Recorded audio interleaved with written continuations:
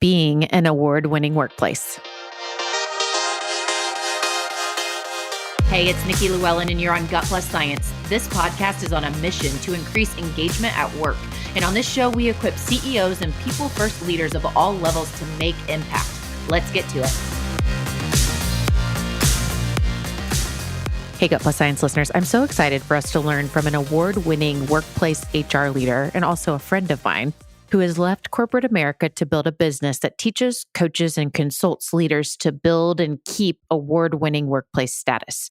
In this episode, we're going to uncover Angie Redmon's secret sauce, or her teachings and systems to help leaders create and keep workplaces where people thrive and the world gets to hear about them from the awards that they get to win. So let's get with Angie.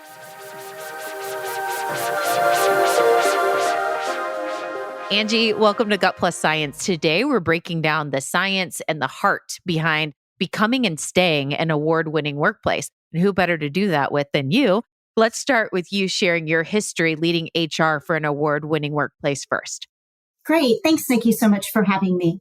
Well, after spending about a decade in the staffing industry, I ended up joining a tech organization around 1999, which you may know was prime time for the tech community as we were approaching Y2K.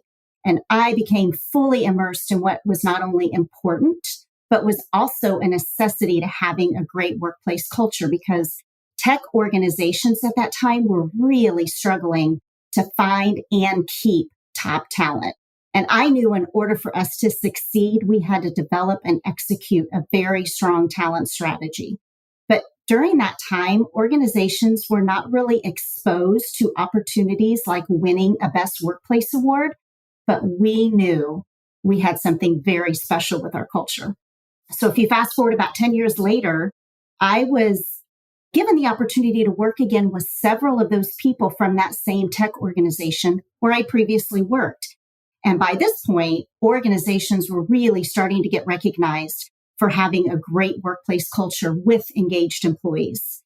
And when I first started this new opportunity, I found out that they had just recently been notified that they did not earn a Best Place to Work distinction. So when I started that job, I knew that the CEO's primary goal for my role was to make the culture as great as it could be. And I knew he was really passionate about having a great culture and about creating opportunities for employees to be engaged not only with the company, but within the community. So I took my role very seriously to focus on what the culture would be. And we just then, as we found out we didn't earn that award, gathered the employee data from the engagement survey and immediately went into action to figure out what we needed to do. So we studied employee engagement survey data from that report. We involved employees at all levels of the organization to talk about what areas could we make improvement. And we made our efforts very, very focused around culture and engagement at a strategic level. So we were constantly measuring what we were doing and how we were improving, which made it not a one-time initiative. It was a strategic focus that we continued to do daily, and it just became part of who we were. Well, and I think I met you in the height of your time at that location, at that employer, and you had been in the height of being recognized then. And I remember my first meeting with you, I was like, wow, they have their stuff together because this place gets recognized a lot. And I still see that brand out getting recognized. So you really did a great job paving the way. And I know you have a big heart to help other leaders and their teams achieve this. And that's why we wanted to do this topic for Gut Plus Science, having you really mentor us today. So Angie, for leaders that aspire to be an award-winning workplace, what's the first step in developing a plan to get there? The very first thing that the leader of an organization should even consider when they're applying for an award is why they want to do it in the first place. That's so critical. And it could be things like they want to consider what benefits or goals they're going to achieve by earning the award, or maybe what outcomes they plan to take. But their why could include helping with recruitment and retention strategies. And we all know how extremely important that is with what's going on with today's workforce. Or their why could be that they want to get included within their specific industry. So learning more about why earning the award is important to that leader really helps uncover the plan for how we can get them to their ultimate goal, which is to become an award-winning workplace. But in my opinion, the benefits that an organization earns as they go through that entire process will far outweigh actually earning that trophy or earning that award. So I often use the term more than a trophy. And the reason for this is, yes, absolutely, earning that award is fantastic. It is great. And after all, that's what these organizations are striving for. But the real reward comes from the insights they learned when they measure employee engagement. Absolutely. So, Angie, we've all heard of best places to work. Like that's a award that's pretty universal. Or there's cultural awards that are tied to publications in our metro areas. A lot of times our cities do these things, but there's so many awards, various types of awards. Can you talk about just kind of laying the land of what all is out there? Absolutely. And you're right. There are so many different types of awards. And when going through their exercise of determining why really helps the leader of that organization understand which type of award they should consider applying for. So as you mentioned, there are awards that recognize employers within their geographic area, like best places to work for whatever state that they may be in. And there's similar awards like top workplaces that recognize for the city. So within those awards, you're not only competing with other organizations, but it really focuses down on their similar size or geographic area. And there's also awards that recognize outstanding employers in specific industries, such as IT firms and engineering firms and accounting firms. And here you're competing against organizations within your same industry and most likely within your similar size. But often these are not only based on a geographic, they could be more on a national scale. And then there's also awards, which you had referred to, where they could be recognized as a top 100 or a top 50. And often these are sponsored by a media or a magazine type publication. They are often also more on a national or geographic scale. And a lot of times those are more of a certificate based, where they have a predetermined set of criteria where you must earn like a certain percentage or a certain level. And if you achieve that score, then you make that top list of whichever it is that they're putting forth. So that's why it's so important to determine what that why for your organization is, so that we can get you set down the right path to get you what you're trying to achieve through those types of awards. I'm curious if you have a quick example that comes to mind, because I wrote this down based on what you said. Which award you pursue should be guided by your why. So I don't know if you have like a client or anyone as an example of, I heard their why and I was like, oh, this type of award makes a lot of sense.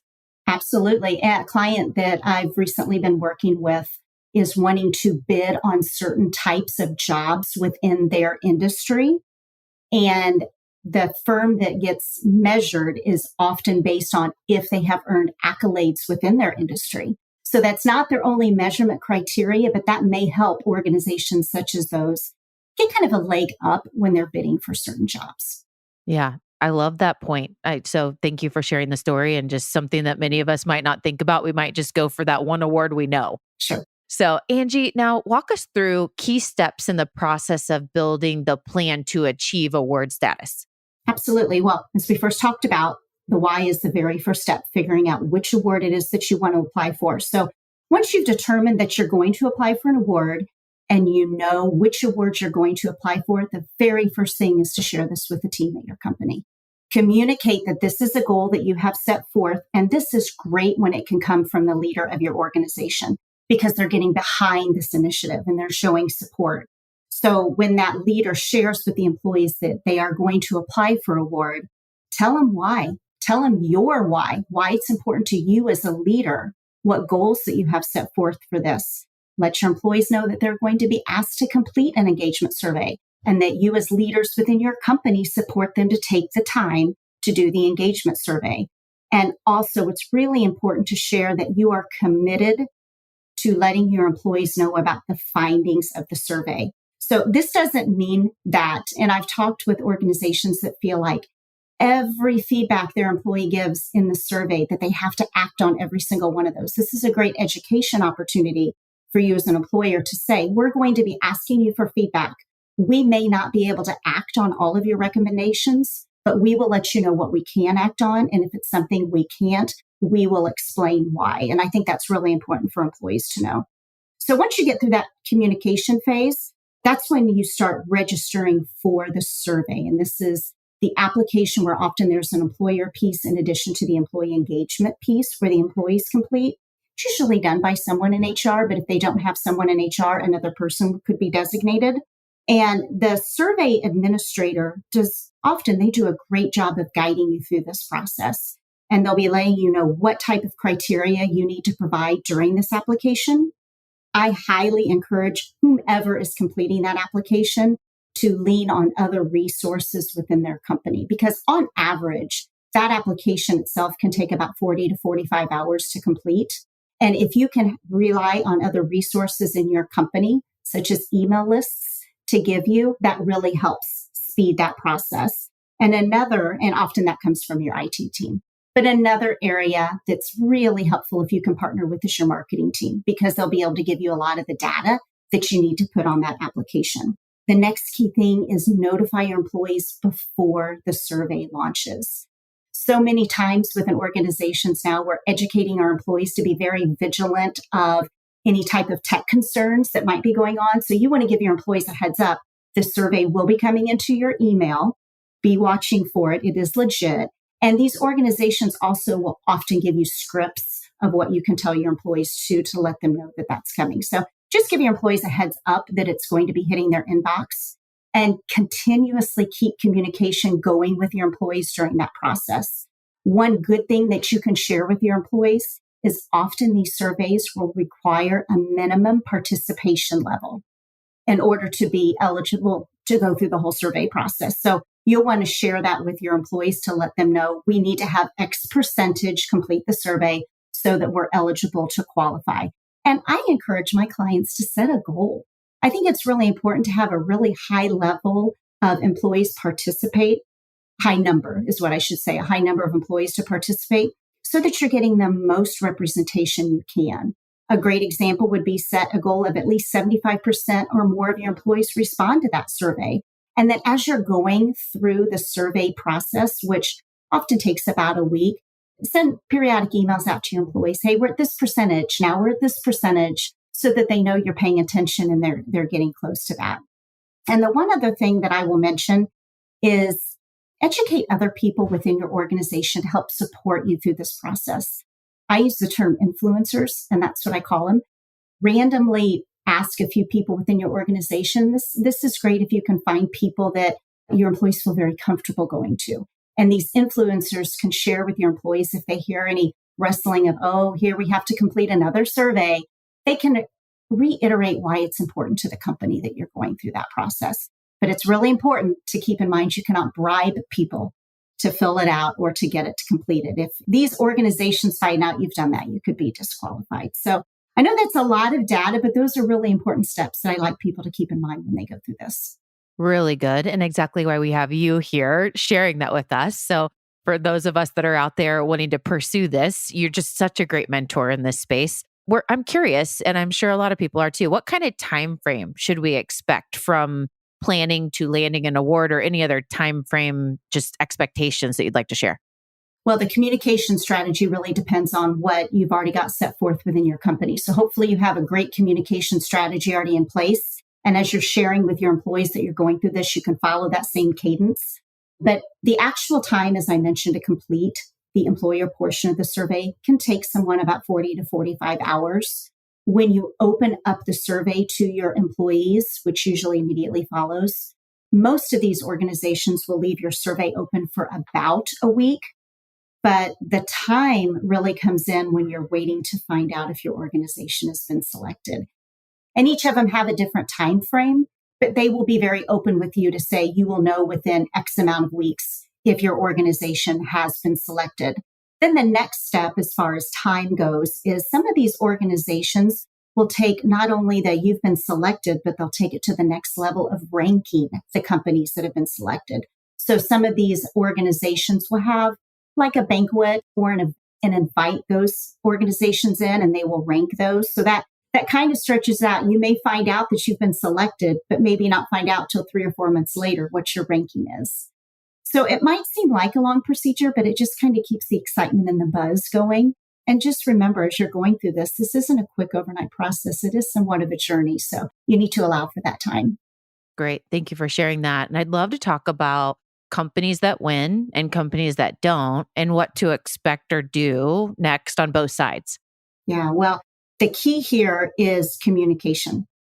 Whether you've won or whether you have not, it's really important to communicate the outcome of what has happened to your employees. So, good or bad, the leader of your organization should commit at the beginning of this process. They're going to communicate and continue that through this. So, if your organization did win, first and foremost, allow and take some time to celebrate. There's a lot of people that have worked really hard to make that happen for your company, including the employees. So, definitely put some time in to have some celebrations, but in all seriousness with that, acknowledge to your employees that you appreciate them taking the time to do that and that you recognize and you want to allow celebration, but you also know that the real work is actually really going to start.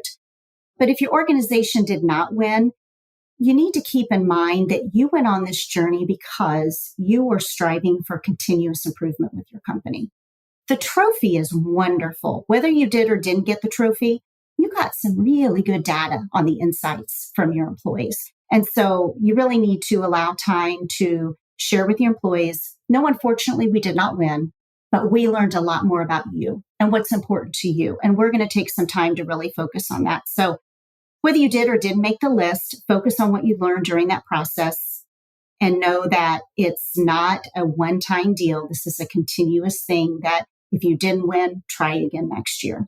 But either way, whether you did or didn't win, as I mentioned, let your employees know the outcome and confirm a time of when you're going to share the findings with them. So as a leadership team, you should be going back to your employees and saying, this is what we heard. This is what you shared with us. And a lot of these will give you great reports that you can share with your employees. Some are more of an executive level, but there will be quite a few reports that you'll be able to share with your employees.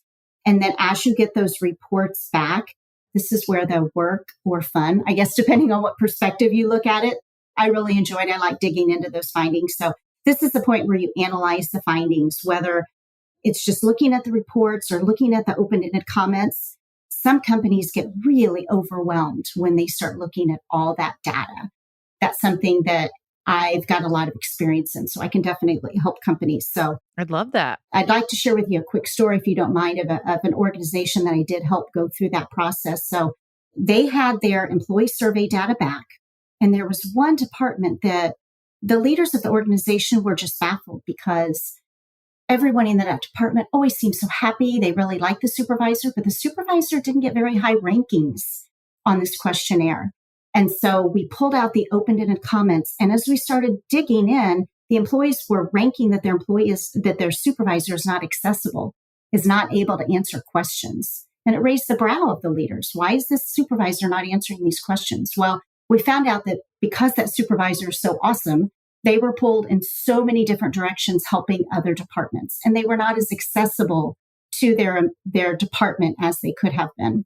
So what this organization ended up doing is creating additional levels within that department and making sure that there was a knowledge transfer. So if employees had questions and that supervisor was not available, there were other, you might call them like a team lead or department head that could help share some of that information. And it just not only gave the employees someone else to go to, but it elevated other people within the company to have some additional responsibility that they may not have had exposure to in the past.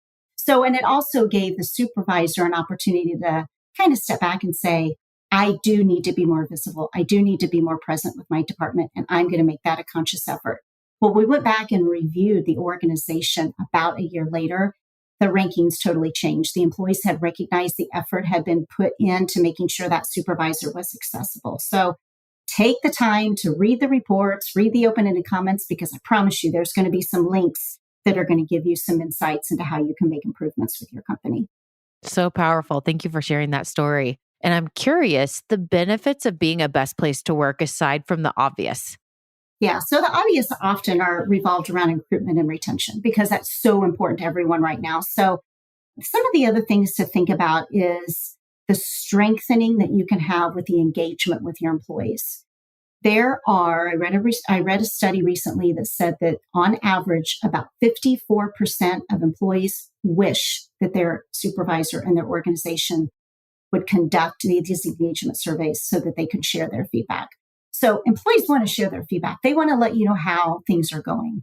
And that engagement level can only be strengthened when you gather their feedback, because often they have a lot of ideas that you may not have even thought of. So definitely the strengthening of an engagement. I work with an organization called Intergage, who administers the top workplace survey. And they have found that organizations that do get ranked as a top workplace survey, their engagement levels are upwards of 84% within their team. So that's definitely very powerful. As I mentioned, the retention is a significant key to that. All know what organizations are going through with the Great Resignation right now. I did go back to Intergage and ask them about their commitment and retention rates of companies that do earn that distinction, and they're upwards of 86%. So these are just key numbers that it's really hard to look past. But as basic and simple as it sounds, happy employees equal happy customers. If your employees are happy and they're pleased with what's going on within your organizations, as far as how they feel valued, as far as how they feel trusted, as far as how they feel empowered, they're going to take better care of your customers. And I guarantee you that your customers are going to notice that. And one other point is, simply put, bragging rights. Organizations love to shout it from the rooftop when they've had an opportunity to earn these types of awards. So think about how you can take that to the next level. It's an awesome recruiting tool when you're trying to get people with your organizations, and your customers love to hear that they're working with a company that has earned an award like that. Absolutely. All right. Okay. And so thank you so much for sharing that. I'm curious to know as well, what is most important in keeping your award status or pursuing other awards? Because I know a lot of times you're working with organizations to help them set out to do this for the first time, but many times working with organizations that want to keep it. So talk a little bit more about that. Well, the best recommendation I have is to make it part of your daily culture.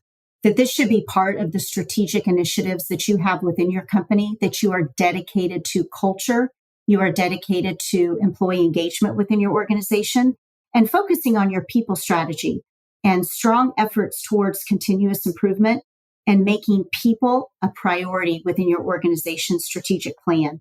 And I feel like when organizations are focused on gathering their feedback through engagement surveys such as these and putting that into action within setting goals going forward, that can focus on continuous improvement just becomes part of their culture.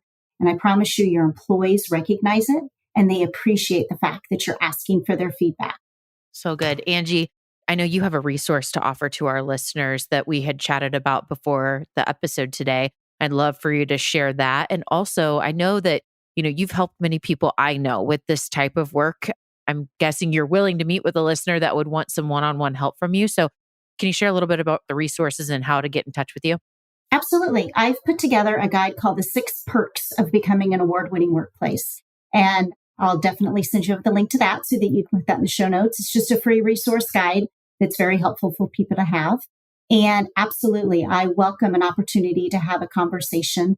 I will also send you the link to my calendar. So if anyone would like to schedule a discovery call, we can talk about either if they're wanting to consider applying for the first time, maybe they're trying to figure out if they're ready, or if maybe they've won and they want to make sure they maintain that status. I've also talked with organizations before that unfortunately didn't win, and they're trying to figure out maybe what they should do differently the next time. Mm. And, when we were talking about organizations that don't win, the time that they set out to, I think it says so much when you go back at it as an organization and you say, hey, here's what we learned, or that you said many times, communication, keep them updated, help them understand the why behind it and the expectations. But if we communicate after we don't win that award, how much we did learn, and we're not stopping. It just builds that tenacity muscle, I think, for everyone to say like, yeah, it was a lot of work, but we're going to go at it again. And then when you do win, the time after the time or two that you lost, man, that celebration is going to be huge, to say that we overcame. So I love that. Well, we're going to take a quick break. This was so awesome. Loved all of the nuggets that you shared. And I'm going to be summarizing here in just a minute or two our truth you can act on around what we learned from you, Angie, today. But we're going to take a quick break and go to our lightning round where we'll get to learn a little bit more about the personal side of you. So we'll be right back.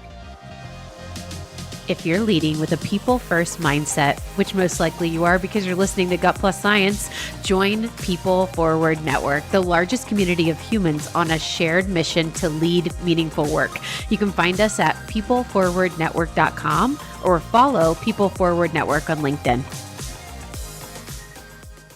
All right. We're back on Gut Plus Science with Angie Redmon today, learning all the things about achieving an award for the great culture of our organization and how to keep that. So many great nuggets. Now we're going into our lightning round where we get to learn a little bit more about the personal side of Angie.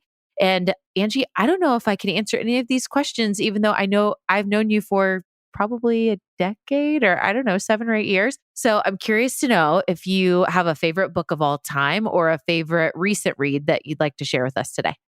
Well, anything by Donald Miller and Brené Brown, I often have in my ear whenever I'm either out for a walk or out the gym. So I don't know that I could pick a favorite out of theirs, but I love listening to both of them. But on a more personal note, I know that there are so many people right now in the workforce that have the situation of being a caregiver as well as an employee.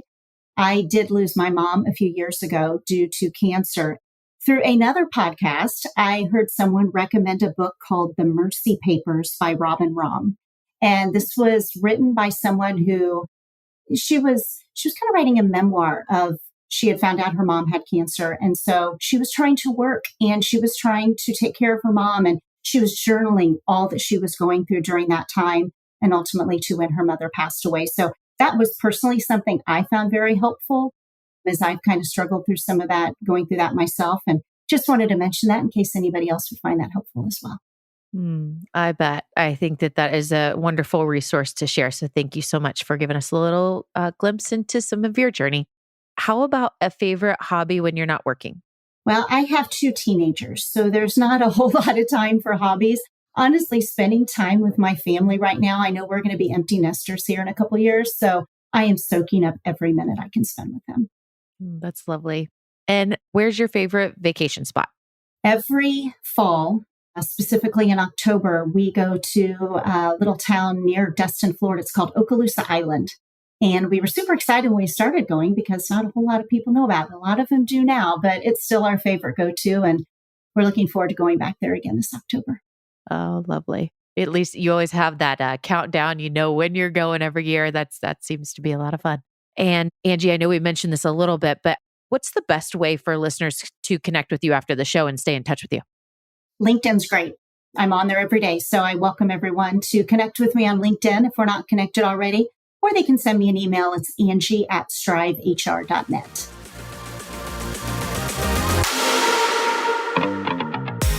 Oh, I love this conversation today with Angie Redmon on award-winning workplace strategy and how to achieve those awards and how to keep those awards. I know she's so passionate about that, and we're just honored to have her with us and to teach us today. Here's a couple of my key takeaways from Angie's conversation with us. Number 1, the first step in strategy is knowing why you want to do this. So getting very clear will help you create a meaningful strategy. So very first step is strategy, and we got to know why and build on that why. Number 2, getting clear on which award that you want to pursue should be guided by your why. So there's so many awards out there. You know, Best Places to Work is obviously a very popular one, but there's so many. And Angie is just a wealth of knowledge on all of those. But once we know our why, then we understand which options for awards are the ones that we want to go after. Number 3, communicate the intention of pursuing the award with your team and share the why very clearly and loudly and share how they can help.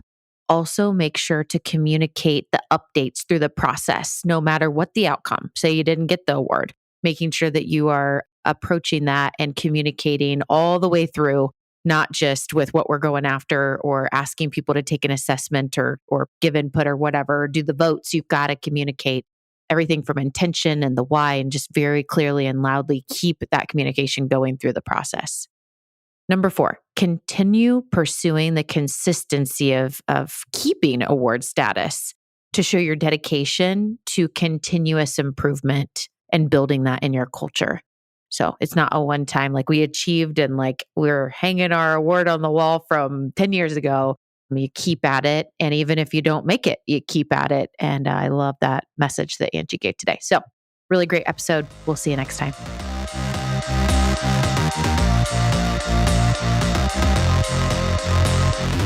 We just left the world a little bit better. Now go do something with it.